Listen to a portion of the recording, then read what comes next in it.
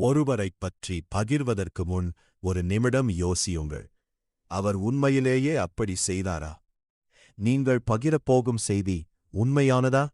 அல்லது யாரோ சொன்னதை அப்படியே நம்பி நீங்களும் மற்றவர்களிடம் பகிர்கிறீர்களா? ஒருவரைப் பற்றி தவறான செய்தியை பரப்புவது அவருடைய மரியாதையை காயப்படுத்தலாம்.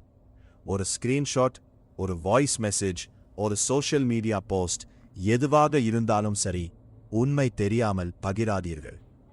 அல்லாஹ் கூறுகிறான், ஒரு தீயவன் உங்களிடம் ஒரு செய்தியைக் கொண்டு வந்தால் அதை தெளிவுபடுத்திக் கொள்ளுங்கள்.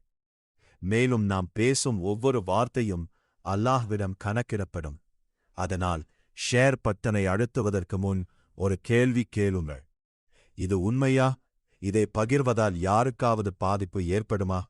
சந்தேகம் இருந்தால் பகிராமல் இருப்பதே பாதுகாப்பானது. நம்முடைய நாக்கையும் நம்முடைய சோஷியல் மீடியாவையும் அல்லாஹ்வுக்கு பிடித்த விதத்தில் பயன்படுத்துவோம். அல்லாஹ் நம்மை பொய்யான செய்திகளையும் அவதூறுகளையே